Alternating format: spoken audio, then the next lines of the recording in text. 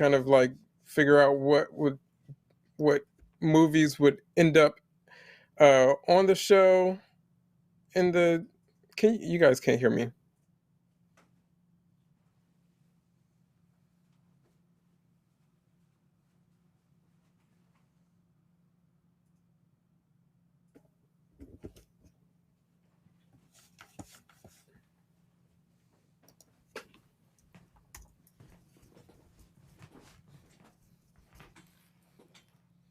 Okay, now they can hear us. Now they can hear us. There was no sound the entire time. Um, Okay. yeah, something Well, it's a about good thing I wasn't saying anything thing. important You at were just all. talking. Something about this. Me, one of my shortcuts is turning off the sound in a different place, and I don't know why. But yeah, that's gonna get fixed. We're gonna be in a different room in a little few weeks, so this will all be different. A place where I can do it by myself. Anyway, let's start over from the beginning. Let's Hi, start over. Hi everybody, and welcome to Cinephilia. We're back. Like Will said earlier, there's it's been a long time. It's been a while. We took a break. We took lots of breaks. Like we took a wait for a few weeks, then we came back for a week, then we left again, and then we're here again. Life has been very crazy and very busy. Yeah. We had Danny's But wedding. all good. Like Yeah, all of the yeah, reasons that we kept, breaking was all good reasons. Danny's wedding, as Art was just saying. And then both of us working on other projects as well. yeah. So all good stuff. All good stuff. Yeah, it's just been busy. It's been weird. Like the world starting to kind of get back into turning like normal mode. So Yeah. going back into going back to work. I'm working again. Not all the time, but I'm working again. And unfortunately for me, it's like my schedule is like whatever week to week. So I don't know. We'll see. For me, I'm gonna be week to week on the show. Yeah. Figuring out how that's gonna be like. But yeah, we're back. So, week to week, sometimes we'll be here, sometimes we won't. Sometimes we'll be in the studio, sometimes We won't. we'll play it by ear. But, you know, we're also trying to transition this into Cinephilia into its own thing on YouTube as well. So, that we'll figure out like what works best for the show, what works best for Yeah. getting content to you guys. As far as making videos, live streaming, etc. Lots of stuff in the works. Yeah, and thank you for being patient with us and hanging out with us today. And on a whim's notice, just going, hey, by the way, there's a show today, and you guys still showing up. We really appreciate that because it happens. Well, there's a show today because there's this show on Netflix that's all the rage that Yeah. we kind of wanted to talk about. See what you guys thought about it. We definitely have some opinions about it. So Squid Game, that's the topic for today. If you didn't already know, we're going to be getting into that. Should we do some news? Let's do some news. Let's get into some news. There's actually, since we've been gone for a while, there's a lot of news to catch up on. So Yeah. I'm sure I'm going to forget something. Mhm. So yell it in the chat if we don't get to it. I guess the first thing, something that I just saw earlier today, actually, this is a bit of new news. The new Haunted Mansion movie that's being worked on is actually in production now. And they just added Danny DeVito to the cast. It's got like an all-star cast so far. So it's Danny DeVito's joining Lakeith Stanfield, Owen Wilson, Tiffany Haddish, and Rosario Dawson. I don't know what the plot is. I don't know if it's related to the Eddie Murphy Haunted Mansion movie or not. It's not Del Toro, unfortunately. That's the Haunted Mansion movie we all wanted, but anyway, that's actually filming now and it's in production. So I guess we will see more of that soon. Next year Halloween release probably. I wonder if it's going to be if it's actually a theater release or if it's going to be a Disney Plus release. I bet it's going to go straight to Disney Plus. Disney Plus, yeah. Did you watch the Muppets Haunted Mansion? I did. Did you like cute. it? Did you watch it? It was really cute. It was cute. So yeah.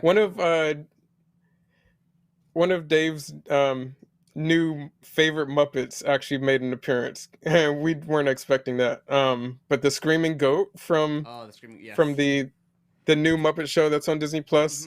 Mm-hmm. When that goat first showed up on that show, mm-hmm. we were cracking up, like tears streaming. It was so funny. So it was cool that he made another little cameo appearance in this show. Yeah. And if you guys happen to go to Disneyland at any point, there's a bunch of like props and like stuff from the Haunted Mansion Muppet thing there, so you guys can go see a bunch of those props. And Oh, actually, that's cool. Darcy Prevost, I think is how you pronounce her last name. She was on Chat Time a few weeks ago, like maybe a couple months ago. She's a production designer for a bunch of stuff. She was the production or yeah, the production designer for on the show. She was in charge of all the look of the show, all the production stuff. Nice. Yeah, so it was really cool to see her name up there and see that she got to work on that, be in charge of all of that. So a bunch of the props and stuff that are at Disneyland there, it's all her work, which is really cool. That is really cool. Yeah, the show definitely looked great. So Yeah. good job to her. What else is going on? Oh, DC Fandom just happened. Mm-hmm. So we got lots of DC news. We were planning on watching some DC trailers today, but I don't think that could quite happen because you guys know Warner Brothers kicks us off anytime we watch their trailers. So we're not going to watch any of those. I had them set. I literally have been avoiding them all week because I was like, I'm going to watch them on Cinephilia. And then I forgot that they were Warner Brothers. And it's pointless. So I guess I'm just going to watch them on my own. If you haven't watched them, please watch them so we can talk about them later. But yeah. Yeah, they're pretty good trailers. I mean, I guess I won't. I mean, it's just a trailer, so I can't do too much spoiling. But there's a lot of information in the new Batman trailer that will get you hyped for what that story could be. It's very vague, but that story is supposed to be a mystery as well. So it all looks interesting. What else? Did you have something? Can you hear this tapping? Yes. Okay, let me turn my mic up a little bit.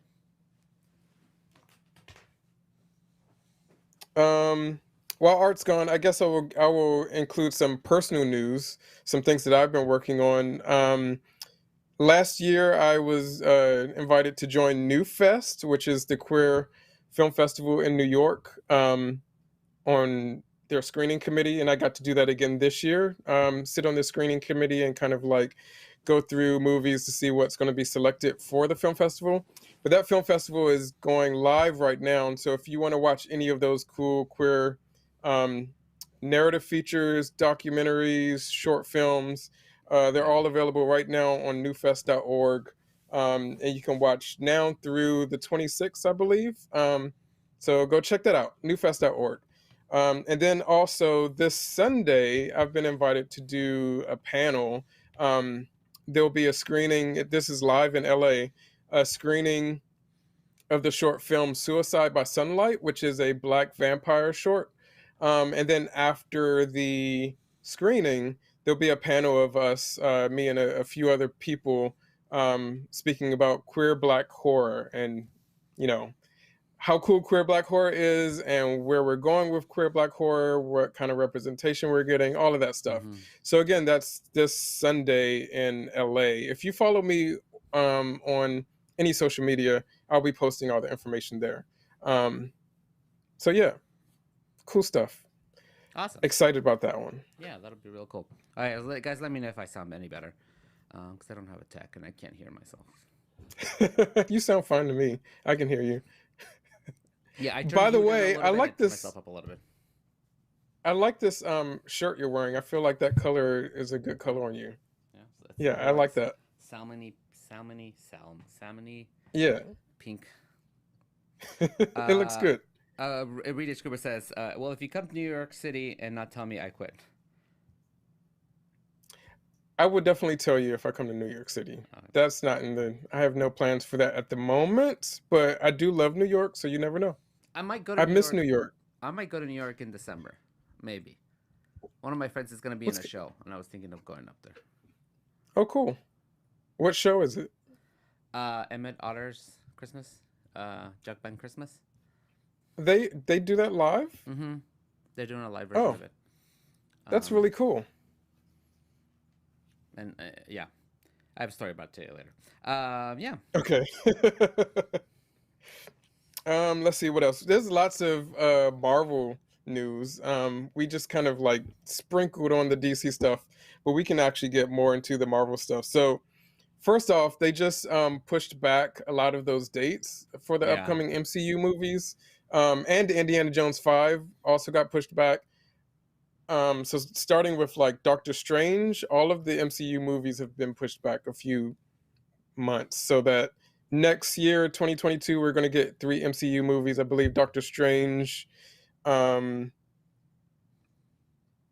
I don't know what the other ones were. Black Panther, and one more. I can't remember what though. And then or it might be Ant-Man, maybe. And then Marvels will be the following year. And then Guardians of the Galaxy will be the following year, and a bunch of other ones that hadn't actually been announced, but you know how they have those placeholders Mm-hmm. for the dates. They've all been pushed back. Um, so that's happening. Um, Also in Marvel news, MCU news, WandaVision is getting a spin-off on Disney Plus that focuses on Agatha, Mm-hmm. which is very exciting. Well, I'm happy about that because I really want that character to be fleshed out.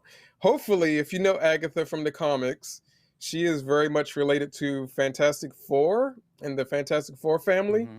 So hopefully, with them fleshing her out more in her own show, it may be a lead into Fantastic Four.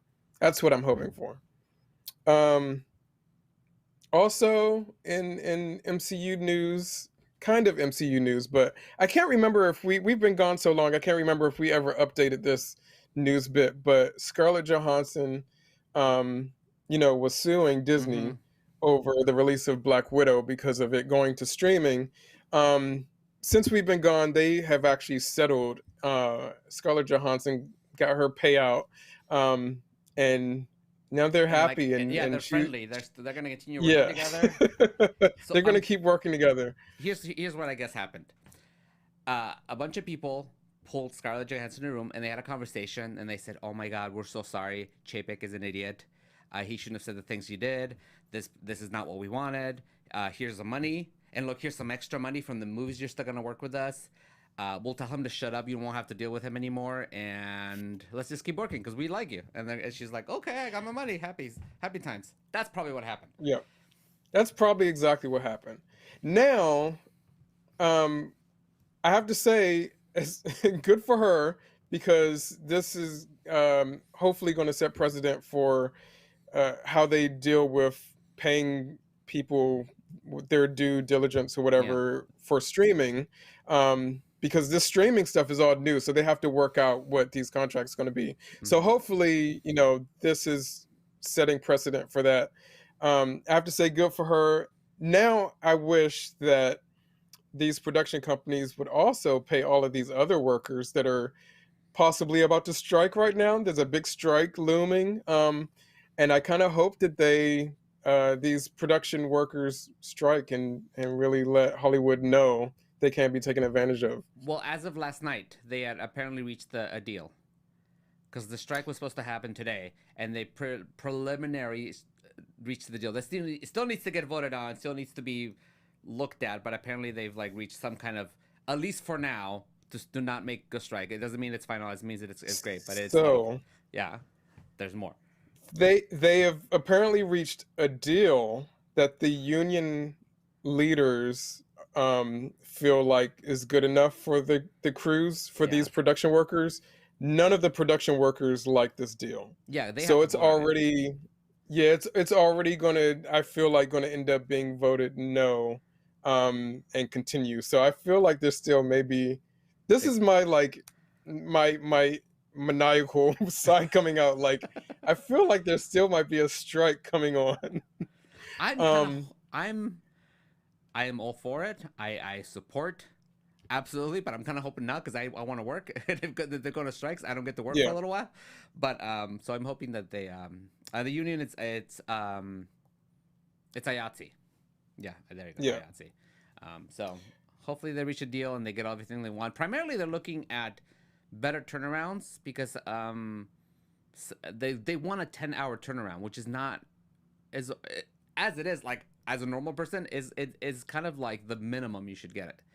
10-hour turnaround because a lot of the production people don't get 8-hour turnarounds. They yeah as you keep going you get 6-hour turnarounds, 4 hour. They don't get to sleep. They're just kind of working nonstop because the production wants to save money by just getting it done as soon as possible. So a lot of those workers, like if you're anybody who's like in talent or certain groups, when you finish shooting, you get to go home. They don't. They still have to clean up. They Yeah. still do different stuff. They show up before everybody else does to set up everything. So the amount of time they get between shifts gets smaller and smaller, and they're not getting paid enough. They just want to have a regular job.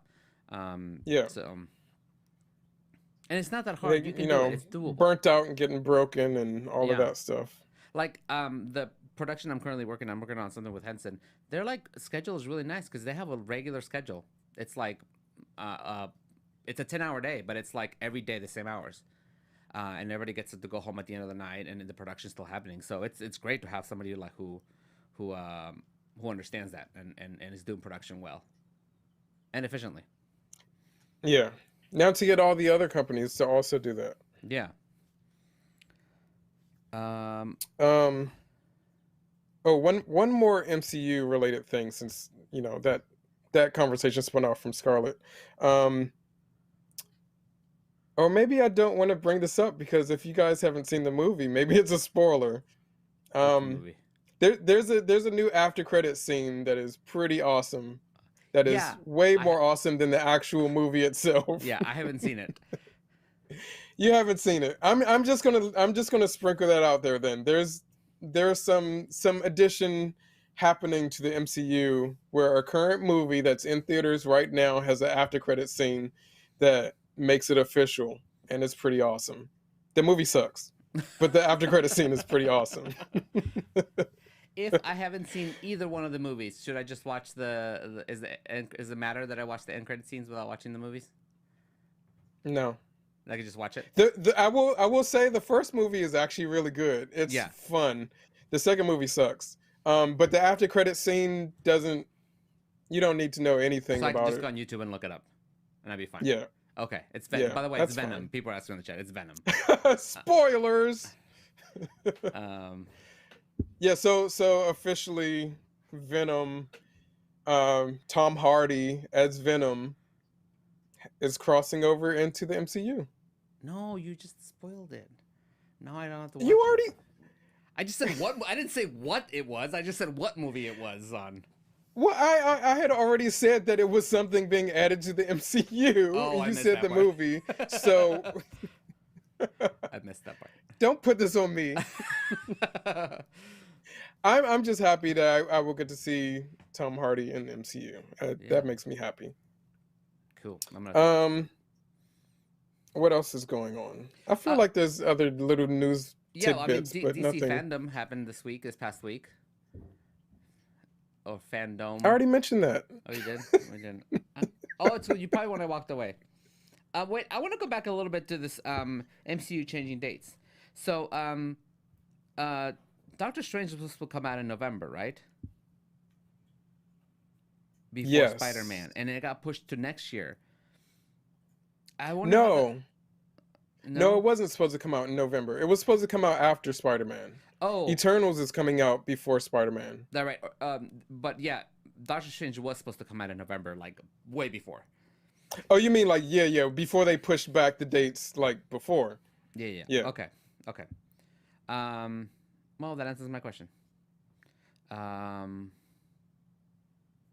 That's it. I mean, any other news, or do you just want to jump into our trailers? I guess I will say the other three things. The Dave Chappelle thing? Yeah, that's one of the things that I have on my news. I was going to say the rest of it I'll just say real quick. And Dave Chappelle is one. We can not speak real quickly about this if you want. Yeah.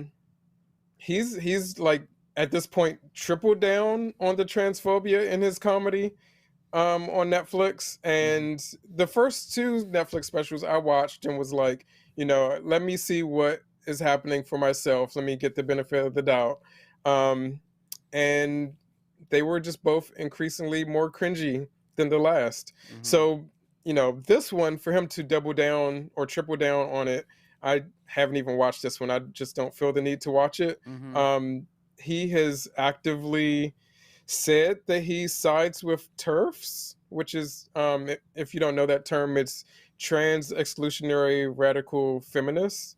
So like feminist women who don't include trans women as women, which is very awful and transphobic. Um, Dave Chappelle has said that he sides with them. So I already don't feel the need to watch this.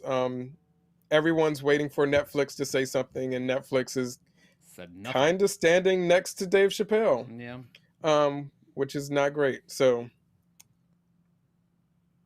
What do you think that did is? you want to say anything about that? No. What do you think that is? Because he's a moneymaker. It's all about money. Yeah, it's because money. It's because money. Yeah. Um, And because they paid a there lot. was Apparently, they paid a lot something. of money for his specials, like more than they paid for Squid Game. Oh yeah, Mm-hmm. yeah. And so they don't want to feel like they have a bad investment, but I hate to tell you, Netflix, you do. And I'm saying this as someone who has been a huge fan of Dave Chappelle over the years. Mm-hmm. Not only because he's funny, but also on a personal level, we went to the same high school. So it's kind of like I'm rooting for you, Dave. I really want people from my community to be doing great stuff, but at the same time, like, where do you stand in this tr- uh, where do you stand on the trans compass? Like, why does this topic even need to be in your stand up? It kind of is ridiculous that he's going after trans people They like so volunteered much when, information. yeah, it doesn't make any sense. Like he went out of his way to share this information. Right. And now, yeah, maybe because he knew that he was making So money, and Nicholas was just gonna say whatever and stand by him. right. So I have to put Dave Chappelle on a shelf next to J.K. Rowling. Um, And Mel just Gibson. just not don't do it for me anymore. I can't do it. Um, yeah. But in good trends news, Mm-hmm. this is a weird segue. But one of the other couple of things that I have in news is that there's a remake of Hellraiser coming out. Okay. And Pinhead in Hellraiser is like one of those iconic characters that is really hard to recast if you're going to do it. Mm-hmm. It's like Robert Englund not being Freddy. Like, who on earth is going Yeah. to be able to pull this? But the new Hellraiser has cast Jamie Clayton, who was an actress on Sense8, as the new Pinhead, and I feel like it's a really good cast. Like, I can totally see it. So I'm excited to see how that turns out. Um, yeah, I'll just leave that at that. And then the last thing I have is that Halloween Kills is in theaters, and I haven't seen it yet. I'm planning on seeing it soon, but it's been getting really like diverse reactions. I've seen people say they love it so much and it's so much better than the last one, and then I've seen people say it's awful and it's not as good as the last one. It's like you either love it or hate it. It's one of those movies. So it'd be interesting to see how that goes. Jesse says, I'm watching the Hellraiser movies for the first time this month. I've made it through the first 6. How many are there? There's a bunch. They did a lot of there were a lot of sequels that came out in theaters, and then there were like a whole handful of sequels that were like direct to video or like direct to cable and stuff like that. Oh, nice. So there's a whole lot of them. Not all great, but the ones that are good are good. They're the first one especially is classic. And it's a story from Clive Barker, who's a Mm-hmm. queer genius, art genius, also creator of Candyman. So Cindy says, I think there's even a Hellraiser in space. So, a lot. Is there a yeah, I Hellraiser in think there space? might be. You know how Yeah, franchises when it has gone on too long, Yeah, it either you have to goes go to space. to space, Or New York. or if you don't go to space, you go to the hood. So Yeah. they decided to go to space. Space, New York, and the hood. Those are the 3 places they go. So that's all the news I have. Okay, me too. I'm sure we missed something, but I'm sure we missed a lot. We were gone forever. If we missed anything you guys want to chat about, let us know. But yeah. let's watch some trailers. Not the ones I wanted to watch, but let's watch a few of them. We got a new trailer for Ghostbusters Afterlife, which people have seen the movie, and I'm getting like mixed reviews all over the place. A lot of people are saying it's great, and they like it, and they're happy with it.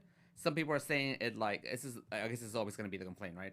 That it relies too much on nostalgia and like fan service. So it's it's definitely going to boil down to like where you land on how much you care, whether or not the fan servicing you, or where you land on that scale, how much you care. But as far as I get, it seems like it's at least a decent movie.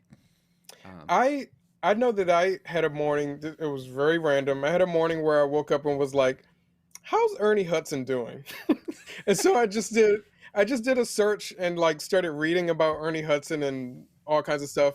And I know that he has said publicly that he's very happy with how his character is treated in this movie. Because if you know the history of Ernie Hudson with Ghostbusters, he got treated kind of badly in the first movie, where his character was supposed to be all throughout the movie, and then they cut him to just be introduced later, so you don't get a lot of that character building stuff. But he's very happy with how his character is built in this movie, so that's a plus for me. Yeah. I'm excited about that. Did I told you my Ernie Hudson story? Where he was in the break room? I feel like you might have, but I don't remember. Real quick, I was doing a show at Disneyland, at Disney Junior at California Adventure. Finished the show, opened the door in my break room, and on a couch like this is Ernie Hudson. He's just sitting there. Just sitting on a couch. Yeah, you did tell me this. He was waiting for a thing that he was doing outside, so they said, "Hey, hang on in here because it's AC." It was just real funny because I was like, "Oh, hi, Ernie." I'm glad that wasn't me that walked in on Ernie Hudson spread out on a couch. I don't know what would have happened. I would have been fired for sure. All right, so let's check out this.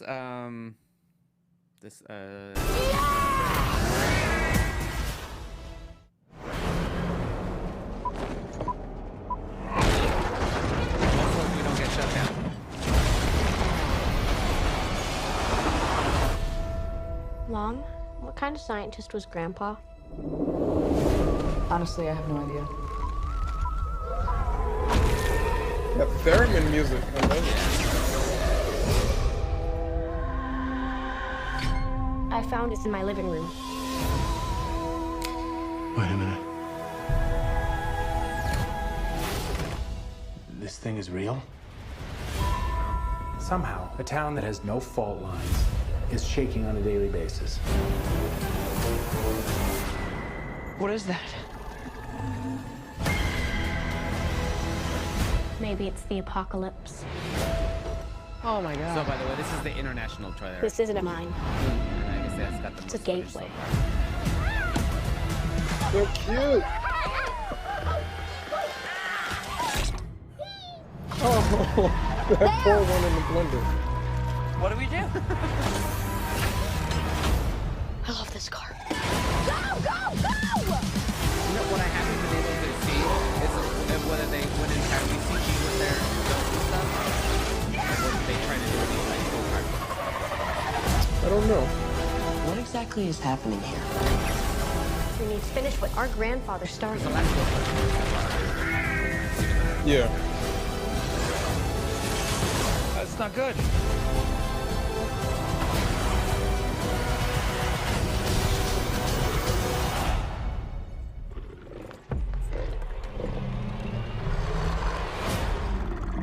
Hey, bud.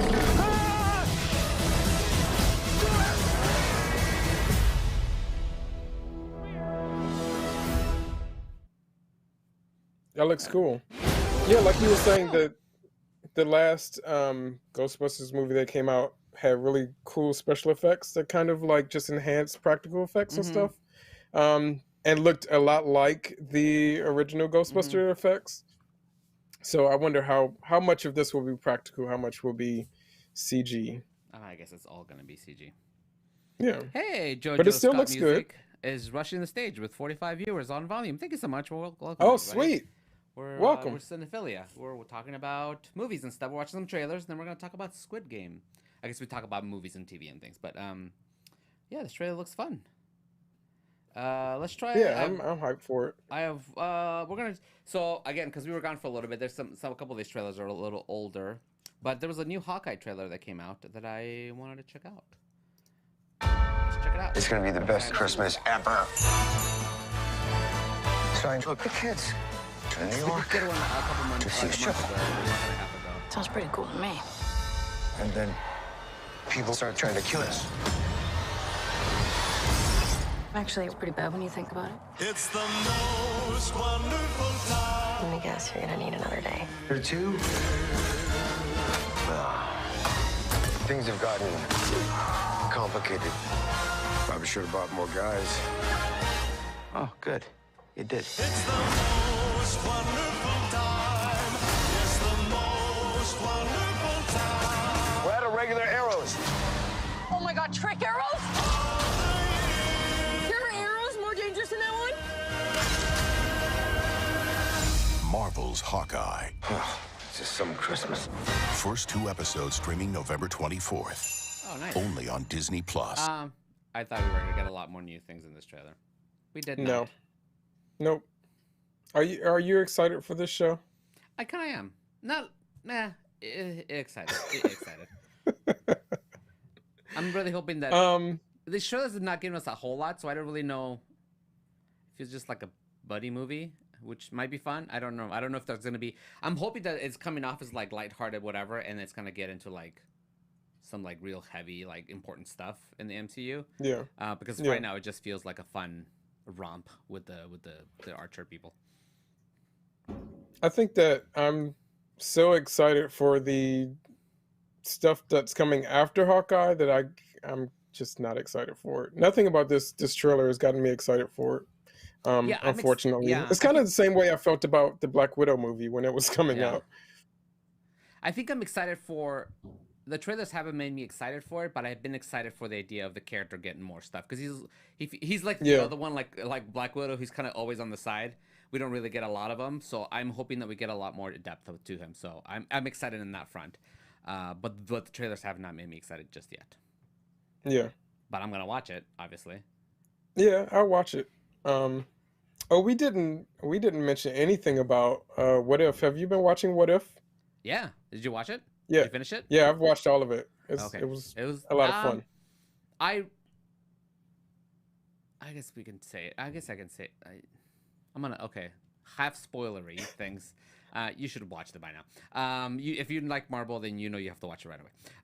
I really thought that it was gonna somehow connect directly to the MCU, and it didn't. Still quite. might. It still might. I literally thought it was gonna be like actually like throw us into some MCU. It didn't do it, but it definitely left things in a way that they could. But I was really expecting it to really like be like boom, like there it is. There's the reason why this cartoon exists.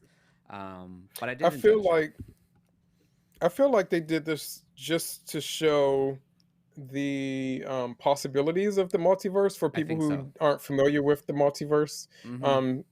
But I feel like there are some characters that they showed heavily that I feel like very well could make appearances in upcoming movies. Like I would love to see Captain Carter. Yeah. Captain Carter. I feel like her. I feel like Evil Doctor Strange. Evil Doctor Strange, yeah. Could possibly be in this new Multiverse of Madness movie.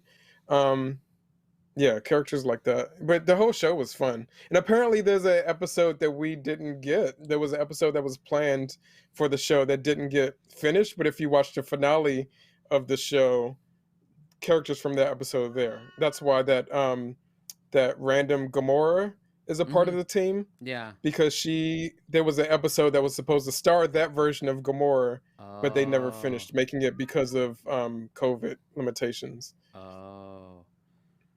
Yeah, that's Reed Scriber was just saying that. The Iron Man episode. Oh, that's interesting. You know what I'd love to see crossover into MCU is all the zombies. That'd be a great movie. Oh, Marvel's going to be making movies forever now. And, at some point they're going to introduce zombies. They have to. Did you see that zombie Captain America is at California Adventure? No. That's a pretty cool costume for Halloween. Halloween parties? Character. For the Boogie Bash? That's cool. No, I haven't seen that. They introduced him yesterday, and he looks just like the cartoon. It's Captain America, zombie Captain America, and he just wanders about and stuff. It's really cool. That's pretty funny. Yeah. You guys I'll have to look up pictures of that. Yeah. I like that what I've been seeing for the Halloween Bash this year. Like they added Agatha. Yeah. They added Sid from Toy Story, which I thought was really cool. Yeah.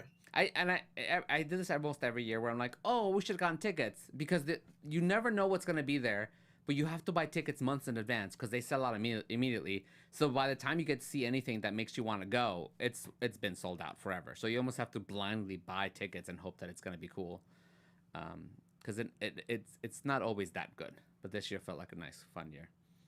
Yeah. In the chat, what are you about to say? How is that Marble World? Worth it yet? Marble, it's the Avengers Campus at Disney's California Adventure. I went. It's all right. It's okay. It's cool seeing characters up there because we never see. Then they have a lot of different characters there, which is kind of cool. I didn't get to see the Doctor Strange show. Not terribly excited about that show because I've seen clips of it. And I rode the Spider-Man ride, and that was kind of underwhelming, which is sad. So I'm hoping that they're going to add things to it. Because right now, it's just okay. The Spider-Man's really cool, though. The flying Spider-Man, that's pretty cool. I've seen video of that. That looks cool. But the Spider-Man show that happens, the little moment he has before he flies is real bad. It's like, in my head, I kept hearing clips from The Office of parkour. Because he was just rolling on things, and it was like you hired all these like stuntmen to do real cool stuff, but then you didn't actually let them do the cool stuff that they can do. Right. Trust people. Yeah. They're so afraid to get sued. Oh yeah, and they cast Adam Warlock in Guardians of the Galaxy. It got leaked. Speaking of Sid at the Oogie Boogie Bash. That's the same guy, the guy that they just cast as Adam Warlock, who is, what's his name? Will Poulter. He has a really good Sid costume that he puts on for Halloween sometimes. You can find pictures of him as Sid. I'm interested to see what he does for Adam Warlock. Yeah, that'll be interesting. I think it got leaked, and then James Gunn just acknowledged that, just was like, might as well just say it is him. So that'll be interesting. Reed and Phil are in the chat talking about Die Hard, how the Hawkeye show is like Marvel's Die Hard, yeah. Which I can see. I can totally see that. Yeah, which I mean, it's not necessarily a bad thing. That might be kind of fun.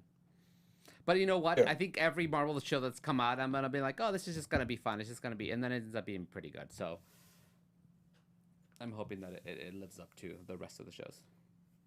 I hope so. Yeah, I hope that Hawkeye isn't the I was just gonna be rude. Let me just move on. Well, let's get into Squid Game. Yeah, let's get into Squid Game. Because none of my other trailers are watchable. Right. So we were going to watch all those DC fandom videos, but they're not going. That's not going to. If you've never been here while we watch Warner Brothers things, they will cut off the stream. The stream will go bloop, and we'll get knocked off of YouTube. So we can't watch those for copyright reasons, even though we're trying to get people excited about their movies. But okay, it's not, they don't give us a strike or anything. They just end our stream. But we're talking positively. No, not always. But we're sharing things about your movies. Not always. Ugh. Anyways, I recently, speaking of not always talking positively, I recently had a run-in with someone who, I'm not going to mention who they are. Maybe they're watching right now. But someone who watches the show was just like calling me out on being a very harsh critic of things. And it's like, I watch a lot of stuff. And the more stuff you watch, the more you realize that most stuff is pretty average, not great. So I'm going to call it like I see it. But I just thought that was funny. That's pretty funny. But Squid Game is really good. If you guys haven't seen Squid Game, it is a series on a 9-part series on Netflix that just came out about a month ago, and it's been like the craze everywhere. I'm sure everybody's heard about it at this point, even if you have not seen it. If you have not seen it, if you have been thinking that it's been overhyped and like you're tired of hearing about it, I understand that, because I do get that way when people won't shut up about things. I usually don't watch them because I get really annoyed and I get overwhelmed. But this one, I'm telling you, you should probably watch. It is really good, and it is a good show, and I think it lives up to the hype that people have been excited about. So do yourself a favor, watch it. Spoilers, we might get into some I'm gonna try not to spoil a lot of things, but this will not be a spoiler-free zone. It'll be a spoiler, like, yellow alert. Possibility. Yeah, yellow alert spoilers. So there's some spoilers, but I can say I think we'll probably try to avoid, like, the major events and, you know, some of the major things that happen. Yeah.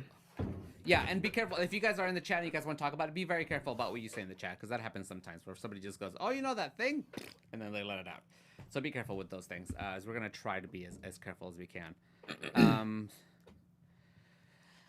So we can't discuss the end. I don't know. We'll get to that. We'll figure it out.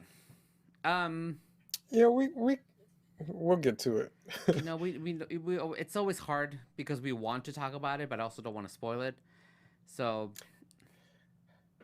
And we try to give you guys, like, notice when we're going to talk about something, but we didn't really give you notice on that one, so that's why we're, like, hesitant to spoil it for people who may be watching.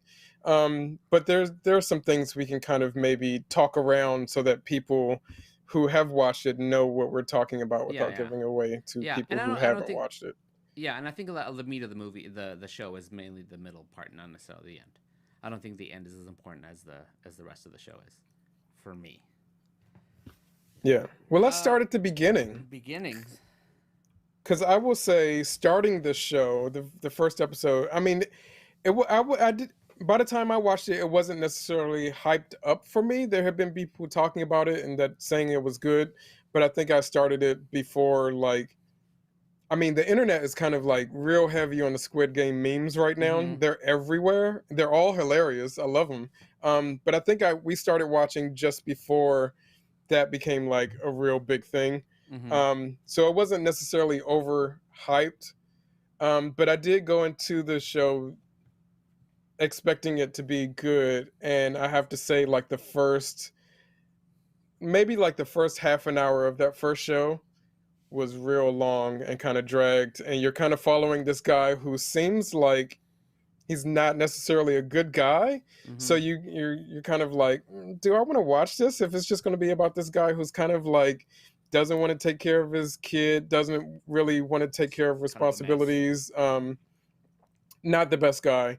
But you know, it quickly turns around. It quickly gets you on his side and shows like some sympathy. So you have some, you know, sympathy for this guy, understand where he's coming from, his background, he kind of is that way. And then it also, as you continue with the show, you get to see this character grow in some ways, not in all ways, mm-hmm.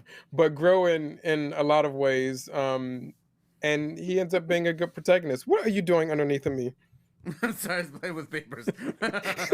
Somebody left some papers on the table and I got distracted. And also Redish Cooper says he hates him. Hates the lead character? Yeah, the lead character. Yeah. Understandable. Like, it's not a character, and I think that's important for the show. It's not a character that you necessarily are going to align with. Like, you probably may make different decisions than this character makes.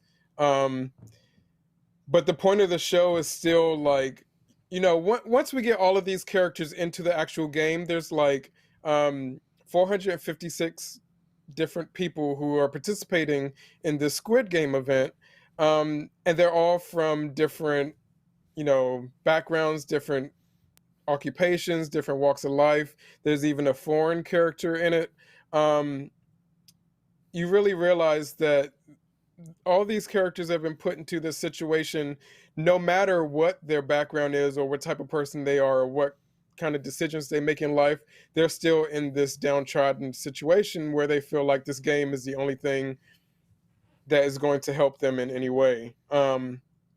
So whether you like agree with the character or feel like this character is like kind of off-putting to begin with, that's kind of the point, is like, it doesn't matter what kind of person it is. It's still a person, it's still a human being that's in this hardship, and we can all relate to it. Mm-hmm.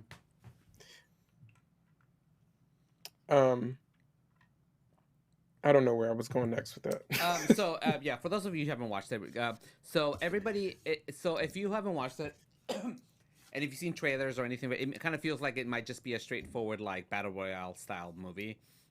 And this show is so much more than that.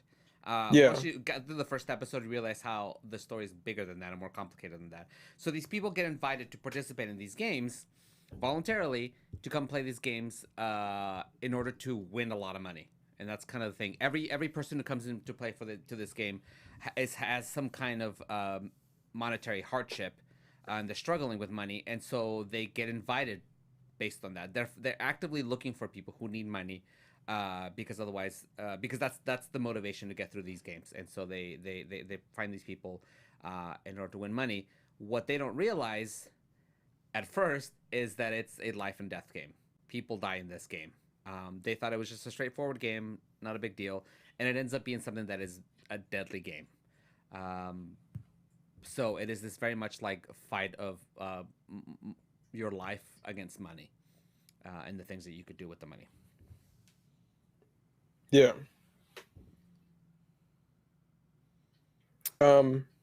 So yeah, we get.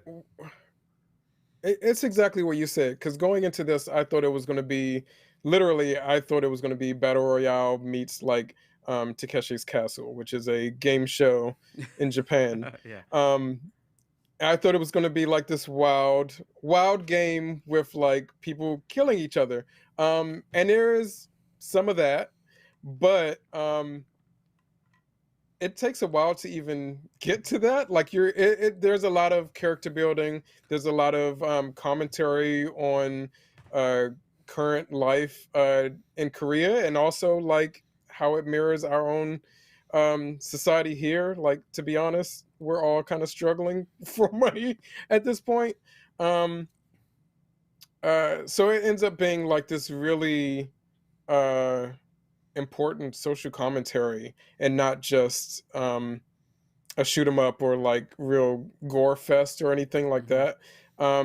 It's even like once the game started, I thought it was going to be like a game per episode, and we just see how they get through it. Yeah, but we really only get a game like maybe every other episode, and then like between the games we get all of this content that's just about learning who these characters are and what they're going through, and how they're dealing with this situation, and their dynamic with each other. Like, we see a lot of the characters not just playing the game, but in their bunks when they where they are staying during the games, and how they deal with each other in that social dynamic, since not all of them are strangers. Some of them know each other from outside of the games. Some of them are getting to know each other in the games, so that they, have confidants or friends or enemies, or, even backstabbers. Like, it's all very relevant to how we exist in the world, to be honest. And I find it so interesting because of all of that. And that's just without the games. Once you get to the games, then it gets really fun, Yeah. So do you want to talk a little bit about the commentary and the allegory for the show a little bit? Yeah. You want to go? Or you want me to go? I mean, basically, this whole show is a commentary on capitalism, and then the hardships that people have to go through to feel successful, to feel happy, because we're placed and we live in a society in America, but also in Korea, where it is highly capitalistic, and everything surrounds money. So all these people are literally willing to fight and put their lives on at risk, so that they can make the money that they're having a hard time making out in the real world. Yeah. One of the aspects I was not expecting that I really liked was all of these. I'm trying to figure out how to. I'm just gonna have to say this. This is gonna have to be a spoilery part. But it happens very early on in the show, so it's not detrimental. But all of these people, as Art said earlier, all these people are there voluntarily. They've been sought out and invited because of their hardships, and they go in not expecting, or they go into it not knowing what to expect. They just know that they're going to play a game and win some money. And once they realize that it is a life or death game, a lot of the people are not comfortable with it. They're like, this is not exactly what I signed up for. I want the money, but I don't want to die because, I don't get money if I die. So one of the things I really loved about the show is there's an episode very early on where they actually have a democratic vote, where everyone who's involved with the game gets to vote whether they want the game to continue or whether they want the game to stop and they all just go home. They have that vote, and This is after the first game, once they realize that people can die in this game, or do die. This is only after the very first game. By the way, if you've seen the Squid Game memes with the tall robot girl who is playing red light, green light, that's the first game. So getting through that red light, green light game, a lot of people get eliminated because they don't know what is happening. They don't know what to expect, and so they end up failing the game and getting shots. And it's very disturbing, to be honest. It's the games in this are very well put together, and they're very intense.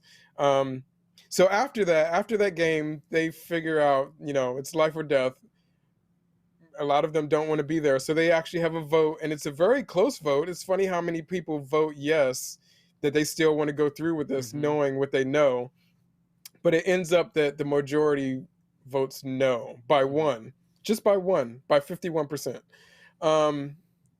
So they end up stopping the game and sending all of these people back home. And this is like the second episode where that happens.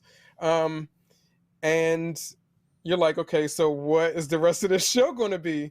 And then you realize, these people, or not then you realize, then the people in the show realize when they go back home, they're struggling to make ends meet in such a culture. It really feels like a longer death sentence, Yeah. So why not risk it all for this money? And everyone ends up coming back willingly.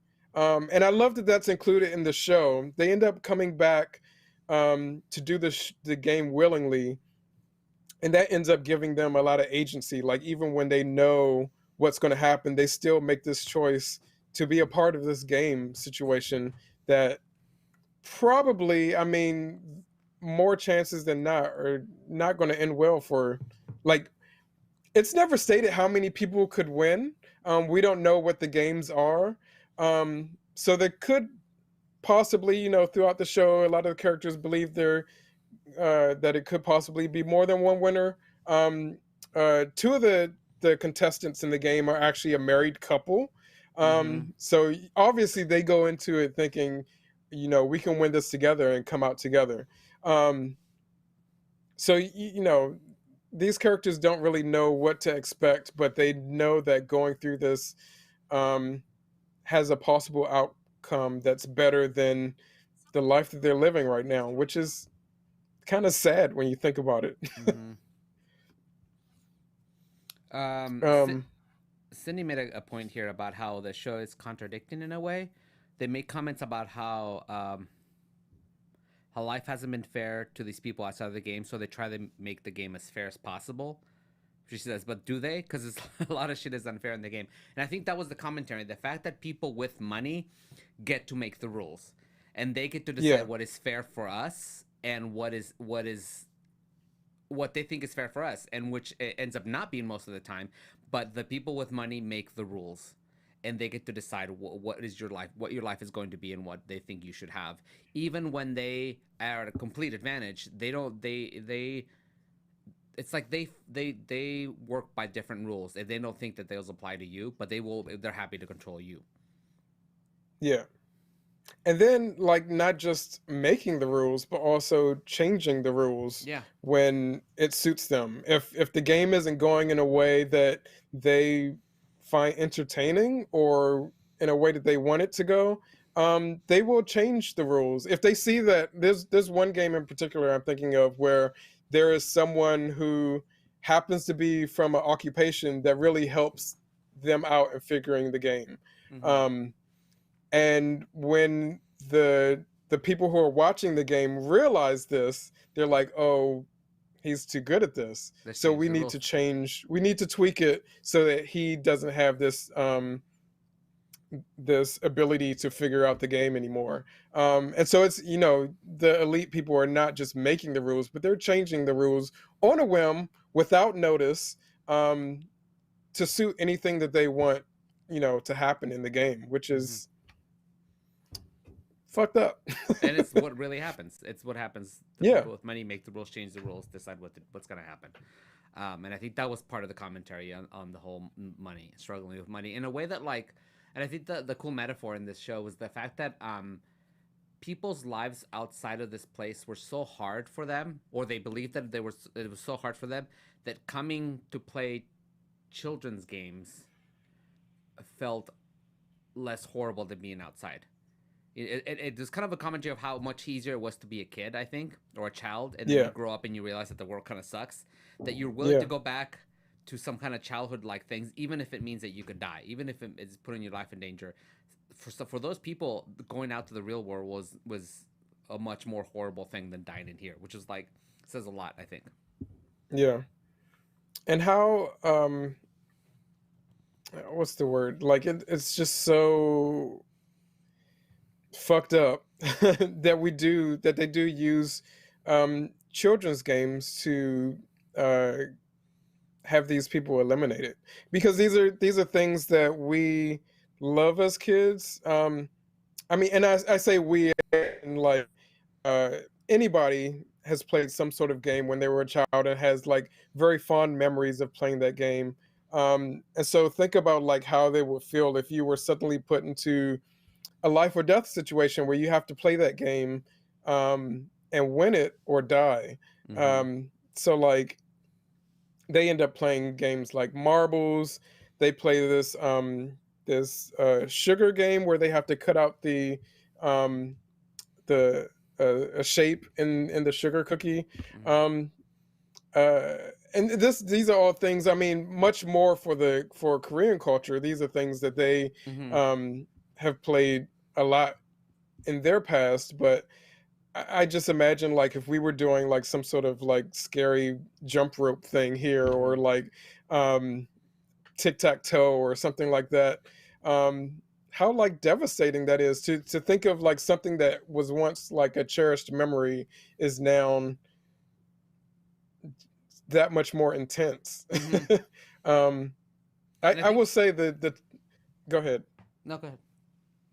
I was just going to say the tug of war game was one of the best cliffhangers on a show that I have seen in a long time. Yeah. I won't give it away, but if you've seen it, you know how that episode ends. And it was just I literally screamed at the TV what? I did too.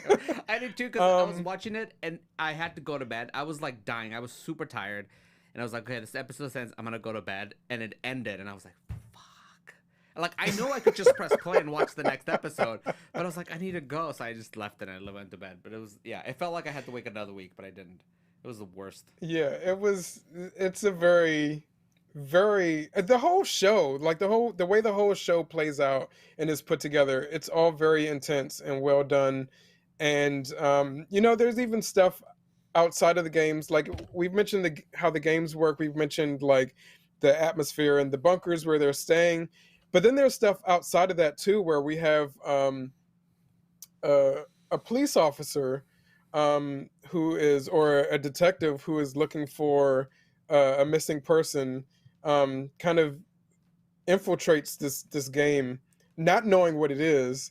And so we kind of see his point of view as well, as he's infiltrating it as a worker for the game, and see that the workers also don't really have a great situation that they're in. They're not necessarily going to die, depending on how things go, but they're also kind of slave labor. So there's layers of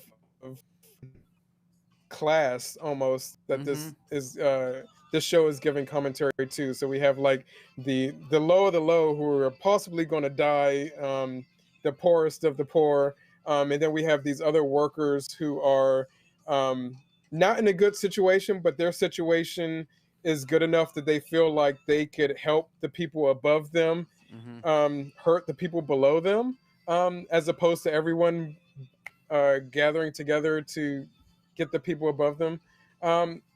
There's so much commentary in this that it's and so Reach Cooper says they're slaves. Yeah, I wasn't sure. I never got a clear description of what that was. Is that music coming from you? yeah. I was just like, where is this music coming from? My iTunes just started playing by itself. I don't know why. I don't even know what that song was. Yeah, so the workers, the people who run, like all the workers that run the games, there's like hundreds of them or dozens and dozens of them. They're like security, and they manage the games and all that stuff. They're like, I never understood what they were. What they're like, were they employees? Were they slaves? What was their? And that was a little hard to understand.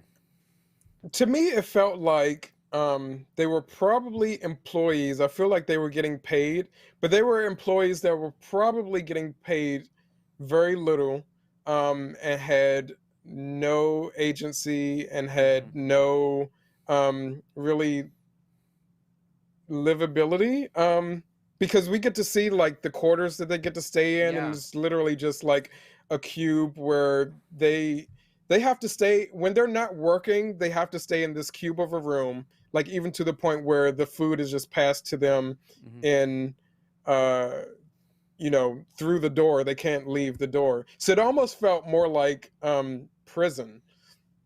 And you know how we have institutionalized employment, right? We have like a prison system here in America, and I'm not sure how it is in Korea, but we have a prison system here in America where prison labor is used, where prisoners can do work, can get paid as if they have a job, but the pay is so minimal and the jobs are so awful that it basically is just like slave labor. And so that's why I feel like, they were probably employees, but to the point where it's slave labor, sort of like our prison system. Like you have no life outside of what you do for work for these people. Yeah, and Dave makes a good point. Did they enjoy getting to kill for the job? Some of those people might have just liked being there, enjoying clearly there was a lot of people in that those workers that did not hesitate killing people. So potentially they did not hire like the nicest people to work at this place. Clearly. Well, I think there's two ways to think of that, because it may be that they might enjoy killing, and so they might be there because they want that opportunity, or maybe that they know that if they don't immediately kill this person who did wrong by the rules, that they're going to be killed themselves. I think that the workers are very expendable. Like we don't see them get the brunt of it as much as the contestants in the game, but there are definitely moments in the show where you see the workers offed or something awful happening to them. There's also a situation where one of the contestants has a trade that is very lucrative to some of the workers, and so there's this like black market thing going on where this one contestant is being is being, what's the word that I'm looking for? Like pulled out of the game or let out. Yeah. Pulled out of the game when no one's looking, so that he can help the workers do this other thing that's going to make them money and everything. Like on all levels, the thing that is getting anyone to make any decision and do what they feel like they need to do is money. It's money. On all levels, money is the thing that is the driving factor of everything happening in this show. And I think the only one who didn't have that motivation was the cop. Right. He was the only one who didn't Yeah, have the motivation. he's the only one because his motivation was to find a person who was pretty important. Yeah. And he is the one that is very marginalized because he doesn't, since he's infiltrating, the workers don't realize he's not a worker, even though he's not a worker. But he sees everything differently than everyone else because he gets to see in the nooks and crannies. He gets to see what's happening in the game. He gets to see what's happening with the workers. He gets to see what's happening with the black market area of the workers. He kind of ends up in this little margin that gets to travel into all of these different aspects. And he also gets to see the elite up close and personal towards the end, when we actually get introduced to the people who are behind this whole game thing. He gets to infiltrate in that area as well. So he's the only person that gets to see like all levels, where everyone else is just kind of secluded to their own level. Reedy Scuba says the one girl, it was about money, but not really. So yeah, the one character, I think is Ji Young, the one girl with the short hair. Her motivation was to like, there were family things, to take care of her brother, to bring her mom from North Korea. There were good reasons, but they were still motivated through money. So like one way or another, money was involved, even though her motivation was completely benevolent and like honorable. I think it still was motivated through money. The VIPs, when we do get to meet the VIPs and the people who earn this money, I hated them so much. Both as You're like, supposed to. I know, as characters. You should. But you know what I also couldn't stand? I could not stand the acting from them. And I don't know if this was on purpose, but the acting was so bad. And I think it was on purpose. Because it was real bad. So it might have been on purpose. And sometimes it felt like there was dubbing happening on them. Yeah. Or so in the show, when we meet the people, some of the people running, guess what? They're not Korean. They're mostly Americans, or like a good chunk of them are American. And so these characters speak in English. So the whole show is in Korean. They speak English, and it's like they hired the worst actors ever. But yeah, they're just come off it. They're just awful characters they made me so angry. I think it's specifically done to as a commentary on America being the top of capitalists. Most influential. Of how like I think it's specifically done to make America look like a caricature, because our capitalism is so over the top that it's ridiculous. Like even in the Korean culture, like all of these awful things are happening and problematic things are happening. But these are the characters, from the Korean perspective, they're creating this show to give these characters sympathy and to like shine light on what's happening in their own culture. But at the same time, like if you have this weird foreign entity that is like all of that plus all of this, and it's so over the top and so big, and like this is part of the world problem, like part of the problem on the world stage, is America like just hanging over everything else, and causing problems for so many other countries, that I think it's just like such a big ridiculousness that they decided to portray it as a big ridiculousness. Like that's exactly how those characters come off. They're just they're like two-dimensional cartoon characters, really. Yeah, they're literally like a step away from like a cowboy showing up and yeehawing, right? Like as American characters, they're very much there's just awful cartoons of American capitalists. Yeah. And they all of those American characters like represent different like sinful things, and I hate that. The only downside of the show for me was in the portrayal of one of those characters, because that character, with America being this like big ridiculousness of capitalism and greed. There's a specific character who is overweight and is gay, or queer at the least, in some way, blatantly. And I hate that when we talk about greed, that I think as far as entertainment, we should be past the point where we use fat or being overweight as symbolism for greed. Like I'm over that. That's so. And then to also associate queerness with something so negative, it's just like let's not do that. Yeah. So that character was the only like downside of the entire show for me. Even though I understand what they were trying to get across, it's just that like my queer self and my fat friends would appreciate you not doing that, you know. And I think they could have delved into the amount of grossness this man was, if and not been so one-dimensional with the situation. Right. If they had spent a little more time with him, because then you could have seen, okay, he's a gross person, and that's who he was, and there have been more nuanced ways to explain that.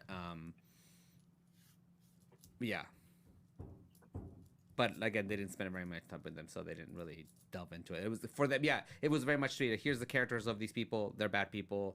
We're gonna move on. You got it. Yeah, they didn't spend a lot of time either. So speaking of weaknesses, so let's go. I have a few complaints about the show. There's a few things that I found weak.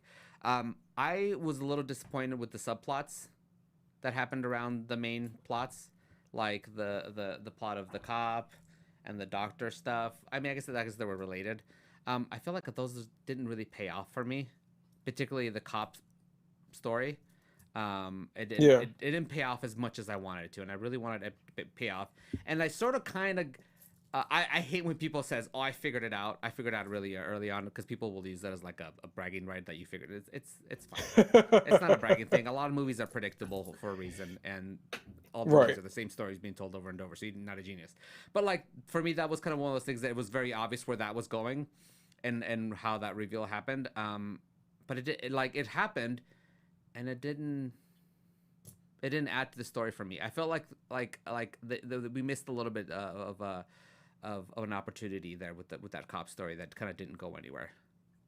Well, I feel like both stories kind of like have this aspect, because like if we're looking at this as like social commentary on capitalism, then we get this aspect of even without money, you know, for the cop story, without the money as a driving factor, if you have this other driving factor that you're really passionate about and you're still going to go through hell to get, you know, to this outcome, that capitalism can still fuck up the outcome for you. So for me, it still has that symbolicness in it, and it serves a purpose in that regard. Where it's like, you know, this is another aspect of capitalism fucking you up. Even if you don't care about the money, you're still stuck in this situation without the good ending. Or even if you don't care about the money, someone that you love cares about the money, and then you are still stuck in this situation because you're connected with that person. And with the, you know, the doctor aspect, the whole black market is just like another low level on the totem pole. I just think that that storyline didn't really, like, I get what it was trying to say, and it makes all sense. There absolutely was no payoff. There was no, and if so one of the things, this show doesn't necessarily set up for a second season, but it could if it wanted to. It leaves you in a place like where like second season has been greenlit. It's greenlit, so it's happening. So that cop story could still pay off. There's an opportunity for that to pay off in a second season, which then would be like, okay, I see where we got here, and the second season is gonna pay that off. We'll see if it happens or not. I'm excited about that. At the same time, I did one of the things I did really like is throughout the entire show, there's a lot of predictability you're like, oh, this person's gonna die. Oh, and you're constantly gonna show. You're like thinking, yep, this is probably gonna, and it happens. A lot of the things they don't try to like surprise you with anything, and like, oh my god, a twist, and we showed you something. No, was actually this happening. Things happen as you kind of think they're gonna happen, but even though I felt like the show was predictable, in that sense, I still enjoyed the process of getting there. Yeah, because they did a really good job of creating a lot of suspense. Constantly, like the same amount of like suspense happening, or not suspense. What's the word I'm looking for? Tension. A lot of tension. Every episode had a lot of tension, and oftentimes the same exact tension, but I was in it every single time. They managed that tension of going up and the rhythm of up and down tension very, very well. And even though I predicted what was going to happen, and you kind of saw where it was going, you still felt. Because you cared about these characters, you felt a lot of tension. Yeah, definitely. Yeah. And it did a good job. And the other thing that I did really like too is, so I'm not a big fan of like gratuitous bloodiness and like violence per se, because this show is real bloody. It's real bloody and real kind of gruesome at times, but I never felt like it was gratuitous. I felt like it was always like, yep, that's makes sense. It's like we talked about Midsommar and how much that was over the way too much. Like I did not need to see all that. But this, every time it happened, I was like, oh yeah, that makes sense. I never felt like it was gratuitous. Like every time they got real bloody, there was a reason for it, and there was or just bloody enough. They got the point across. They didn't push the boundaries of trying to be too gruesome when it didn't need it. I mean, that's so many headshots. Yes, a lot of headshots. That's how you do gore well. If you can, like, it's not just gore for the sake of gore's sake. Did I say that sentence right? It's not gore for gore's sake, but it's just like. It's actually a story that's being built, characters that are being built, and it all has a purpose. There's a reason for all of it. It may not be a reason that makes you happy. It may be, some other emotions going on, but there is a purpose for it. I do find like this is one of those shows that it's kind of hard to define because here we're doing it as one of our horror episodes because it has some horror elements in it. It's very gory, but it's really a drama. It's really like it's got some action sequences. Like there's a lot going on in the show, and it kind of balances all of it very well together. I think it pulls it all together very well. Did you have any favorite characters? Yes. My favorite characters were I should have pulled the cast list up already. I really like the girl that you already mentioned with the short. I feel like she was one of the fan favorites for the show. And it's interesting because she's probably the most mysterious character on the show. We don't really learn a lot about her until we get closer to the end of the show, and then we realize what her motivation is and what her deal is. But there's something captivating about her. I think the actress is great. All of the acting is great in this, really, aside from those American characters. And I also really liked Oi Nam, who's the older guy. 001 is his number. I feel like the old guy, yeah, the old guy. I really liked him for a lot of reasons. I like that there was an older guy included, and he's a guy who also is dealing with some physical, mental health problems. So we get that aspect of inclusion. And then I also liked the foreign character who was Ollie. he was such a naive, sweet, innocent character. Yeah. who was there, knowing the rules of the game, there risking his life, was still always very sweet and considerate to people. He wanted to help people. He didn't really want to hurt anyone. And I think that goes a long way. And I love that a foreign character was also, like, a non-Korean character was included in the game, because a lot of times you do. He represents that character that's kind of lost within the culture. Like, he's there fighting the same fight, but at the same time he doesn't. There's no way that they could actually make this game equal by including him, because he's already at a disadvantage because he's not part of that culture. So it gives, like, all of these other characters a privilege that wouldn't have been there without him. Which is, it just adds to the whole dynamic and level of everything that the show is trying to say. Yeah, and I think for his character specifically, it set up the idea that in order to succeed in a world like capitalistic world, you can't be naive and innocent. Like, you have to you have to be forced into being it's like you're fighting losing your humanity, holding on to humanity, but still fighting forward and sacrificing other people at sometimes, if in order to succeed. And I think his role was to just show you that, like, that those kind of people aren't in that type of world not going to succeed. That you can be as honest and good as you can, but it's that world isn't meant for you.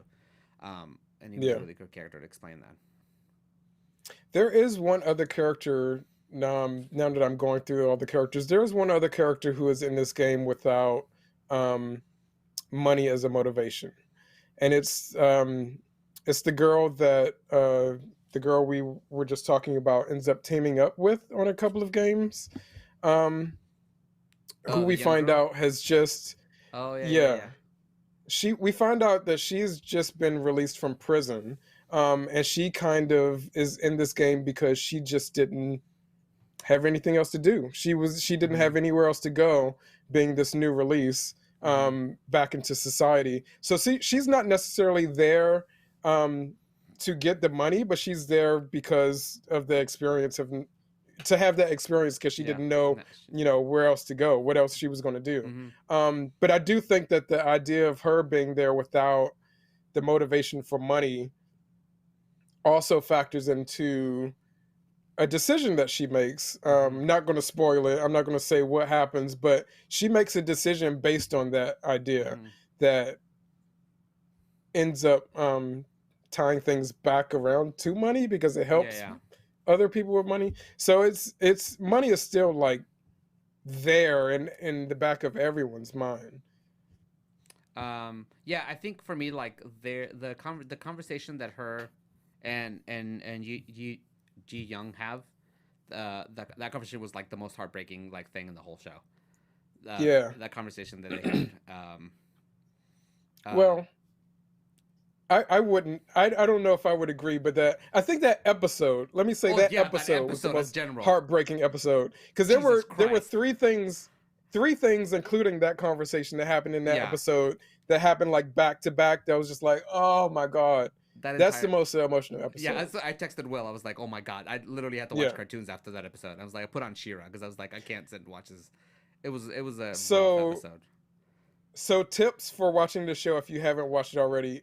Episode 4, the best cliffhanger you will see in a long time. Episode 6 is going to make you cry. Those, just prepare yourself for those two things. Who are some of your favorite characters? Her. She was my favorite character. I did really like Han, the weird lady, the crazy lady, the super, like, loud lady. She was great. I loved her. I don't know. Let's talk about some of the villains of the show, because I feel like all the characters we've talked about up until now are, without saying a spoiler, are good guys. But there are 3 specific villains in the show, and there's that woman that you just mentioned, who is just wild and kind of, like, unhinged and a lot of Unhinged, fun to watch. And then there's the guy that she ends up trying to team up with, who's like this outside of the game. He's kind of like this gangster, but he has a lot of debt, and so he's there to get this money to pay off his debts. But he also has he's got a lot of testosterone. I guess he's like the macho bully that you always have in a group of people, you know. And then, in addition to those two, because those two are the out and out villains of the show that you see. I mean, outside of the game or inside of the game, because the game itself is really the villain. But as far as contestants, those two are the two that you have to really watch your back around.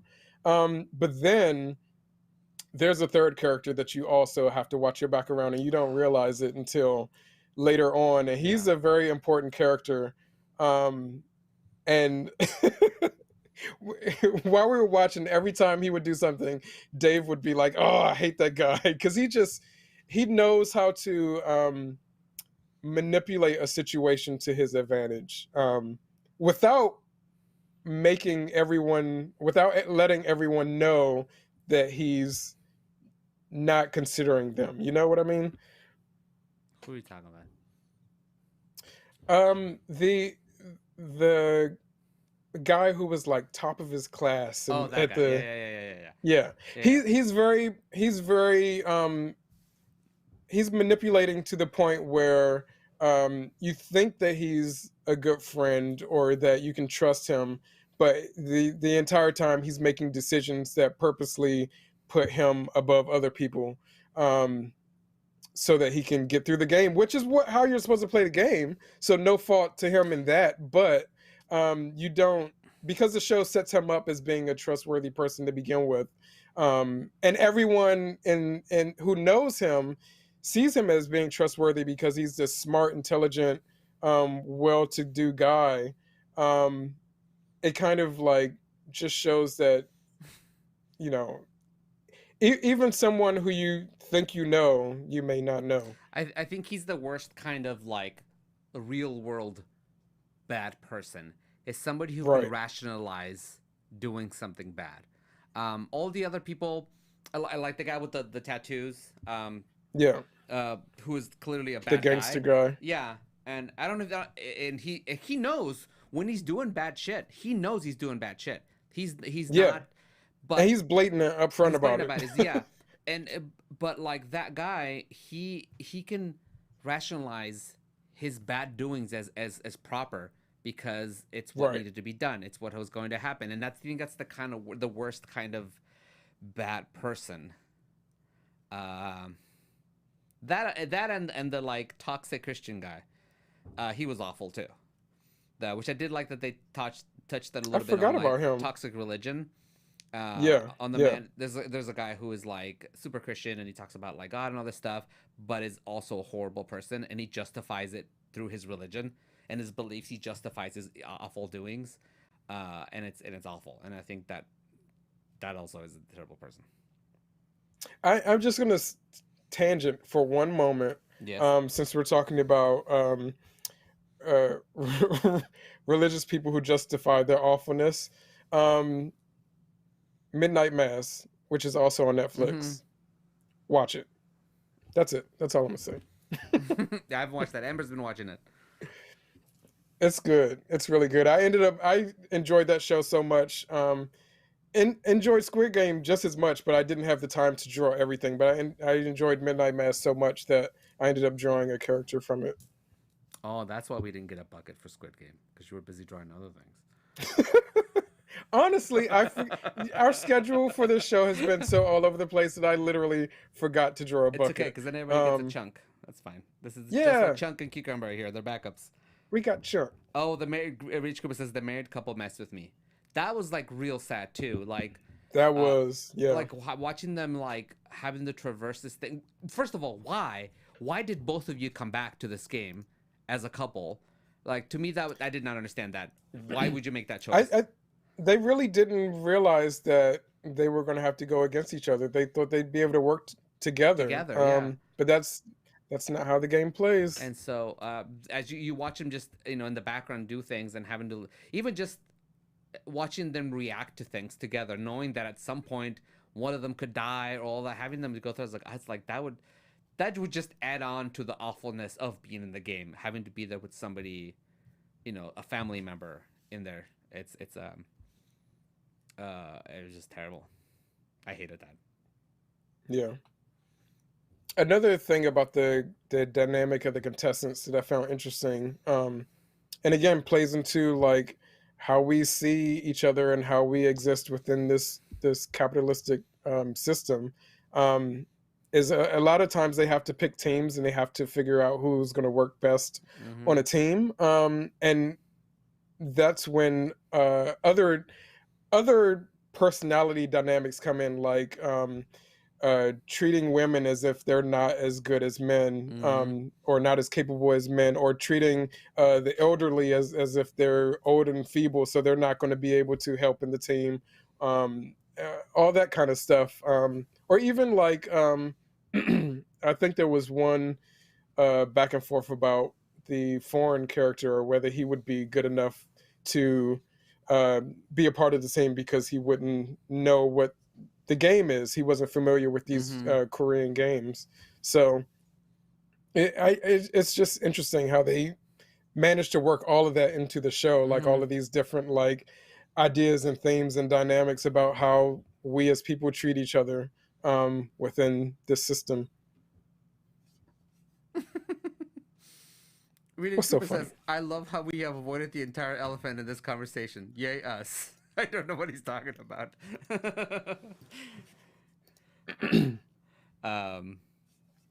I know what the elephant in this conversation is, and I'm going to bring it up. Can we talk about that red hair in the last episode? That red hair is awful. Why was that decision made? I'm trying to figure out what that was about, like what the metaphor, what the decision is, or if there was just nothing. There was no reason.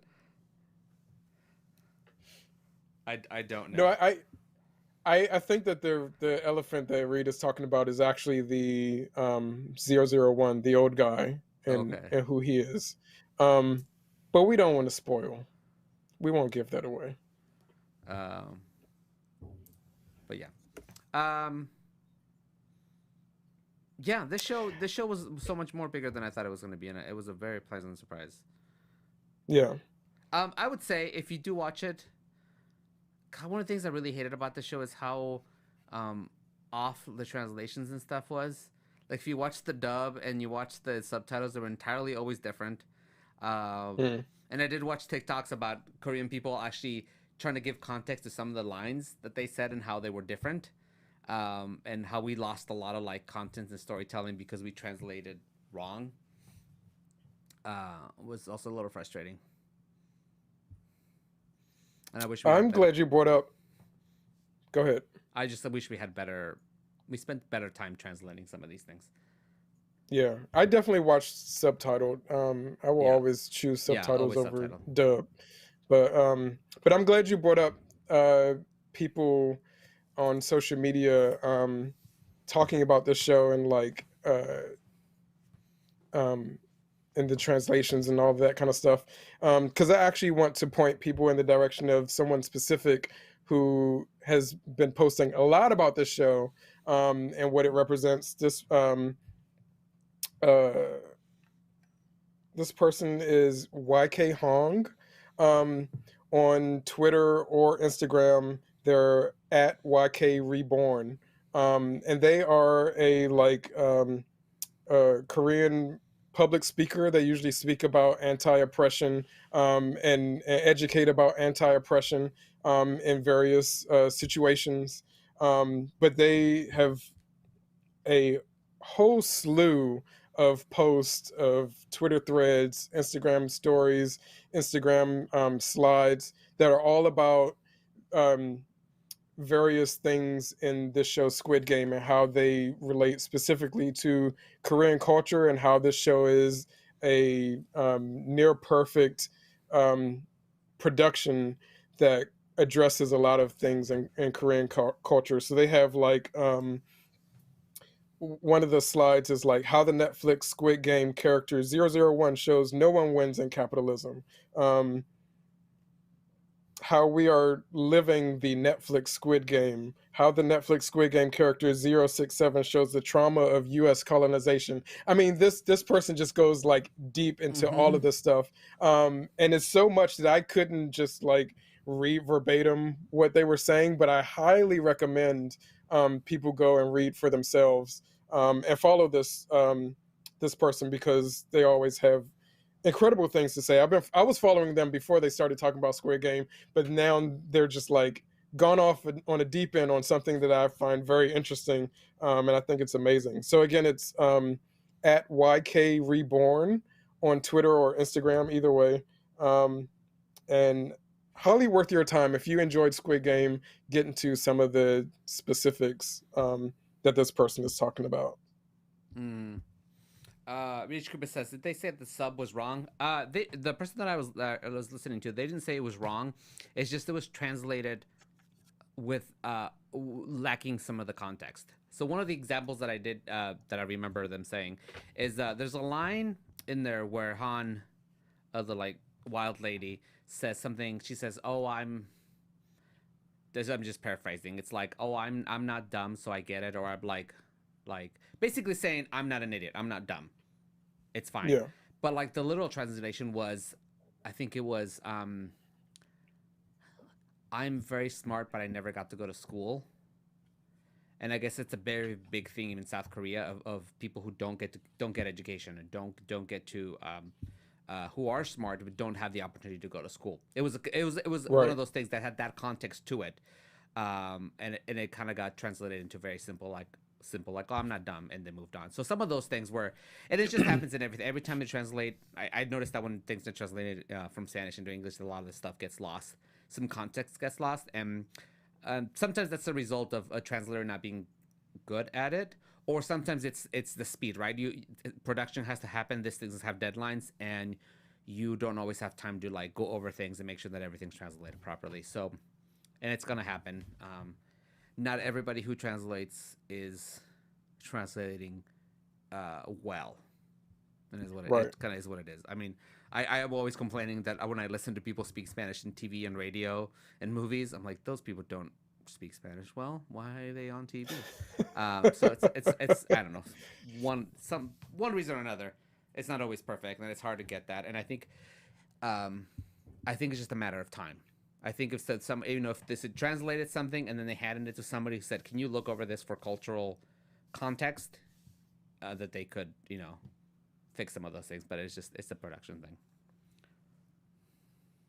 Yeah, I like looking over at you, even though we're not in the same room. That's what I thought you were doing. Weedish Cooper says some context getting lost helps it for American audience as well. Yeah, sometimes, because American audience not terribly smart all the time. Sometimes making things simple helps,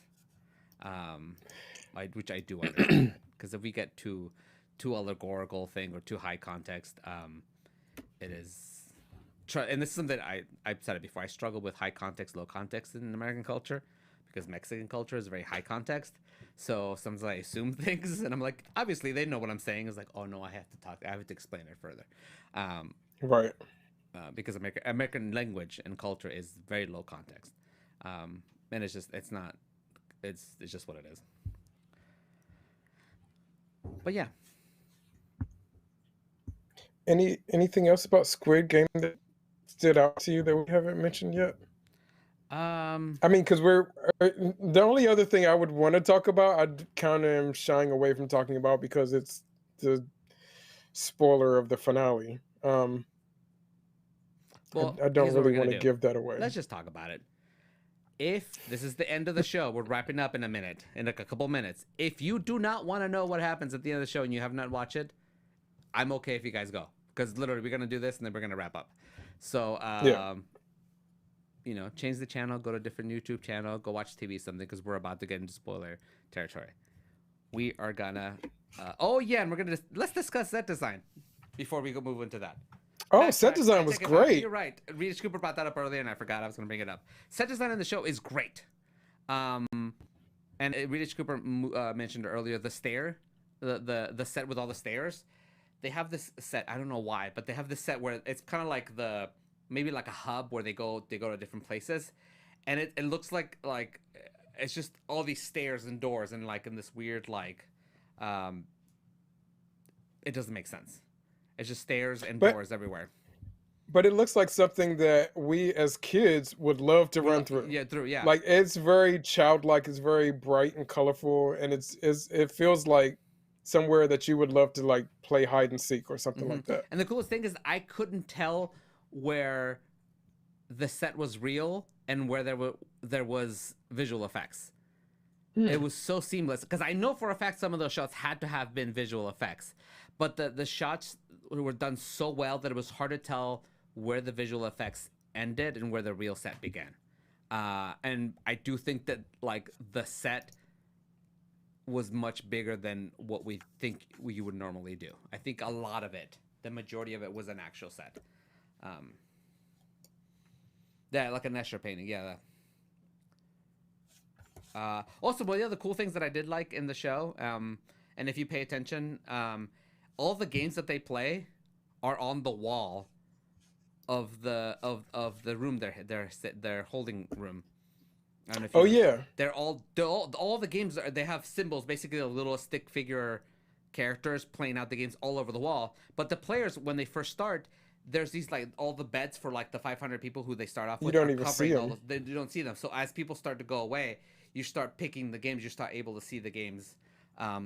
Were clearly there on the walls the entire time. So any of those players could have figured out what the games were and had a little bit of an advantage had they looked. Yeah.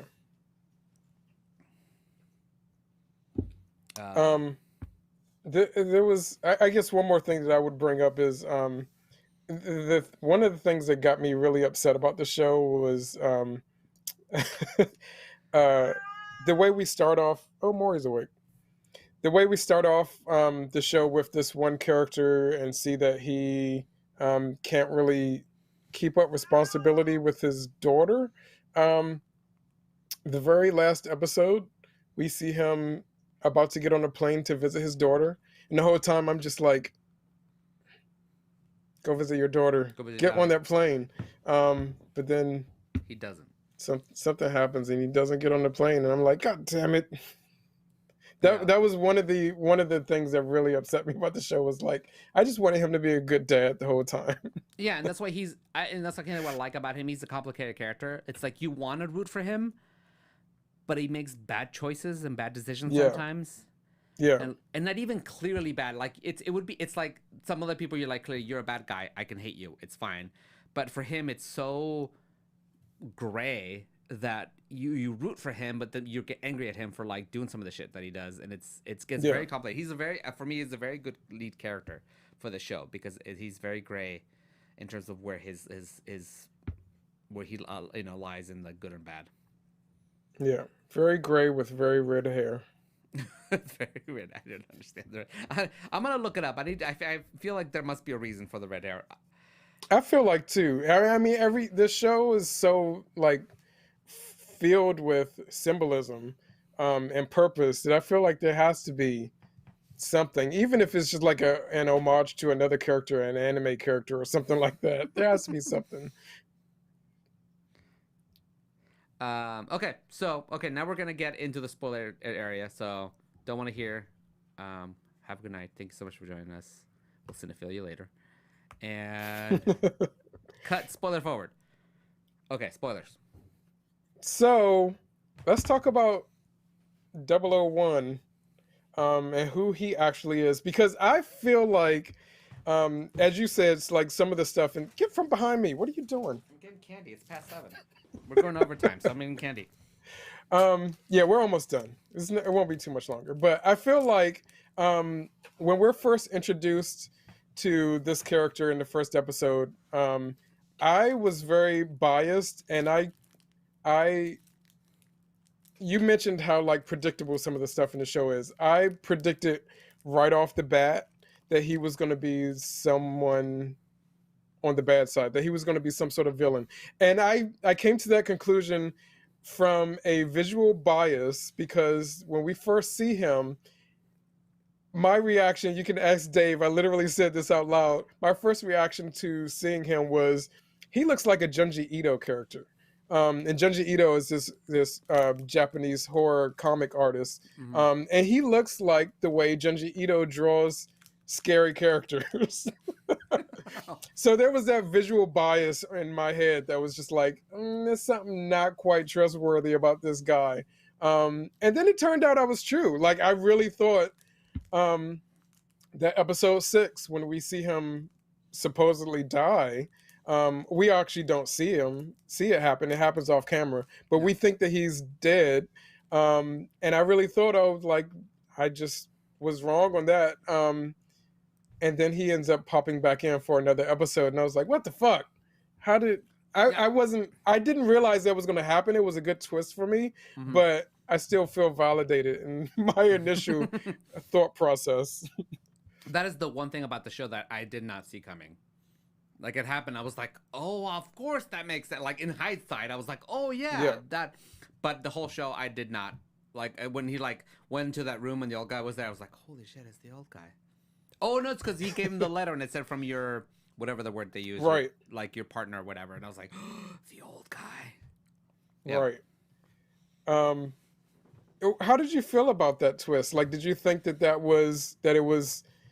it made sense, or that it was good to, like, for that character, that we saw that character again? I feel like if that ending hadn't happened, it wouldn't have made a difference. I think it was trying to make a commentary. I think it was trying to tell you something. I think it was doubling down on the whole thing about, like, how rich people have control and how they have the privilege to enter these games even though he doesn't have to. It's they have the privilege to just be there. So on a point of, like, trying to make a message and trying to share something, make it an argument, I think it worked. But as a story element, for me, it was unnecessary. Yeah, you could edit that part out, and it wouldn't make a difference. No, I agree. I completely agree with that. I thought it was kind of unnecessary too, as far as story. But then the symbolism, the point that I was trying to make, in addition to what you just said, also showing that elite people are so elite that they just get bored, and they find the struggles that we go through as everyday people trying to survive. They find that to be like their game. He put all these people, all these contestants into a game because he was playing his own game and he just wanted to have some fun, which is so shitty. But that is, like you said, that's exactly how the world works, where these rich people can make up scenarios and put other people who are struggling into them just for fun. Yeah, and Dave's asked a question. Why did he vote to leave the game? Because when they vote, he is the deciding vote. He is the last vote. He decides whether they stay or leave, and he votes for everybody to leave. My guess is it's just he wanted to make sure that people understood what they were getting themselves into. Because I don't think every person came back. Not everybody came back, but the majority of people did come back. And I think that was his way to make sure that people were in it. Like, they were committed to doing this thing. And also, these people are people that they had history on and knew about. He knew about the situations all these people were in and how dire they were. And he probably knew that they would come back because they didn't really have another choice. It probably was just another game for him. And also, we do find out when the cop is investigating and searching around that this isn't the first Squid Game. Squid Game has been going on for a while. So it probably wasn't a big deal to him if, these people, didn't come back. They would just have a new recruit of people. They would just reschedule and have another one. And we also see, like, when our protagonist is out of the game for that episode or so, and he tries to report it to the police, and he tries to tell people about this situation and experience, and no one believes him. So the old guy doesn't have anything to worry about as far as like people finding out about what's happening, since they didn't die. I just think that it's another power play by the rich guy that he was like, yeah, I can let you guys go if you want, but you're going to come right back to me. And there's nothing you can do about it. It's just another power play. And what did you think about the other plot, the subplot about the brother? So the cop finding out that his brother is the guy who's running the games. It's like I was saying before. I feel like it was a way to make it, to show that people, even without that monetary drive, you can run through the capitalist system without wanting money, and have a passion for wanting something else. But that capitalist system is still going to eat you alive. It's still going to take over whatever it is that you're trying to do, and you're not going to have a good outcome from it. Talking about a second season, I do think that if in second season, so the guy ends up shooting his brother in the shoulder, and the guy falls off the cliff into the water.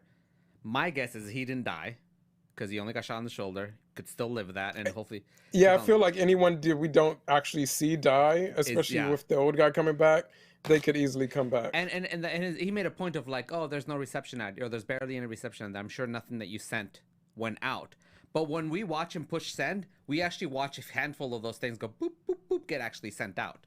You see them complete. So I do think that the police got some of that stuff, and I think the second season is going to deal with a bigger police presence hunting this, trying to find this place, which would be could be interesting. Yeah, and that's for me. I mean, maybe we'll then get some sort of commentary on the way authority works in a capitalistic system, because there is a lot to say about that as well. Yeah. Oh, because this fight might also be with trying to get them to do something about it, and them not. Yeah. Whether because they're been manipulated by the rich people, or they just don't care. Right. We'll see. Wow. But it will be exciting either way. I want to see where they plan to go with it. Yeah. I don't know if it was written to have a second season, like if they thought this was going to be one and done, or if they had a plan for a second season all along, but we'll see. Yeah, and from what I gather, this was even not supposed to be a series. Originally, it was supposed to be a movie.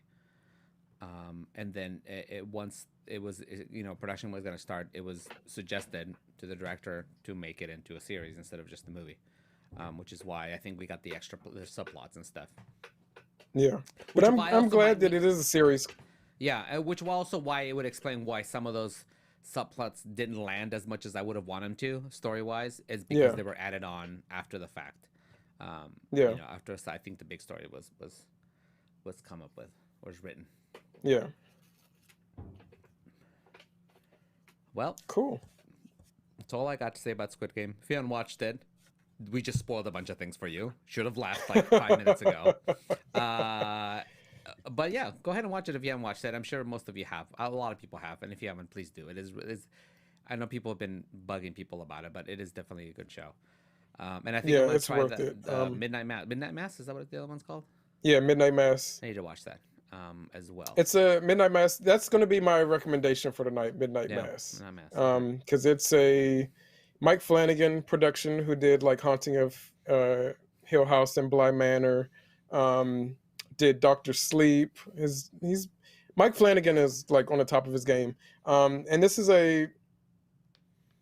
I think that you'll appreciate it, Art, because it is a horror show and there is some blood in it, but more than anything else, it's a lot of monologues. It's a lot of like actual like acting and people.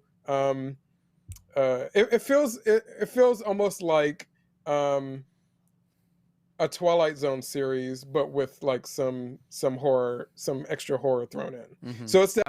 I'm gonna obviously Muppets Haunted Mansion. If you haven't watched it, is really cute. It's actually one of the better Muppet things that's been out in a while. And I just started watching Foundation on Apple TV. which is kind of a cool show. It's a very sci-fi show, which I'm always excited to see like a full-on committed sci-fi show. I'm only a few episodes in, but what I've seen so far has been pretty epic. It's been a pretty cool show. I hope it does maintain and it stays good, because I know a lot of times these very like complicated shows end up falling apart. But it's a very interesting show. Oh, did somebody say we died? Oh no.